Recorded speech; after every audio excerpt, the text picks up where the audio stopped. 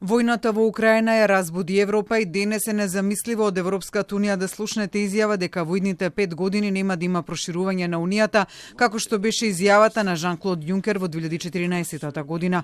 Сепак степенот на реформи, исполнувањето на преземените обврски од земјите кандидати, постепеното пристапување, внатрешната реформа на унијата, пред се принципот на одлучување, апсорпциониот капацитет, се тоа што ќе зависи брзината на проширувањето, но пред се од политичката волја на земјите членки.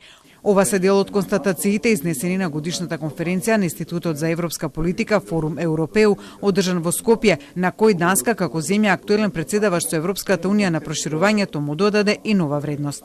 Проширувањето е политика за безбедност, неопходност и апсолутно сте во право. Споменавте дека пред само неколку години имаше многу земји, вклучително и мојата, кои се колебаа во однос на проширувањето на Европската унија. Планот за раст е добар почеток за постепено, но и за брзано пристапување на земјите од регионот, но тој не е доволен. Според Лукаш Мацек од Центарот Грант Европа при Институтот Жак Делор од Париз, овој концепт треба да биде што побрзо институционално преточен, со поголема ангажираност од институциите и да добие поголема политичка димензија. Постепеното интегрирање е многу добро ако се искористи сега како алатка. Ако се користи за 5, 9, 10 години, веќе ќе нема интерес.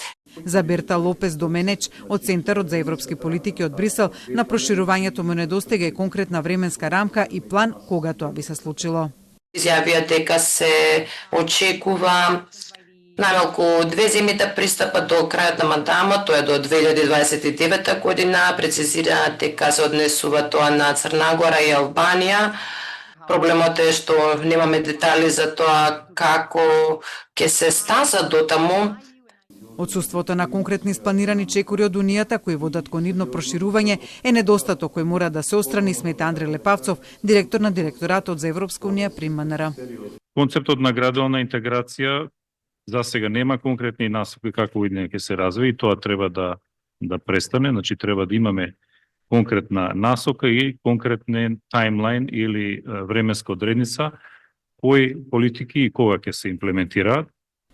Врз проширувањето ќе влија идната долгогодишна финансиска рамка на Унијата, која сега е фокусирана на одбраната и според студија на Европскиот парламент, како што рече Лепавцов, тоа би условило влегување на една или ниту една земја од регионот во дадениот временски период. Предизвиците на Македонија на патот кон Европската унија, според Христина Конеска-Бероска од Министерството за европски прашања, е јакнењето на административниот капацитет на земјава за водење на преговорите, транспарентно водење на процесите со вклучување на граѓанскиот сектор во него, држање на политичкиот фокус на реформите и нивно испорачување, но и консензус во собранието за носење на европски закони.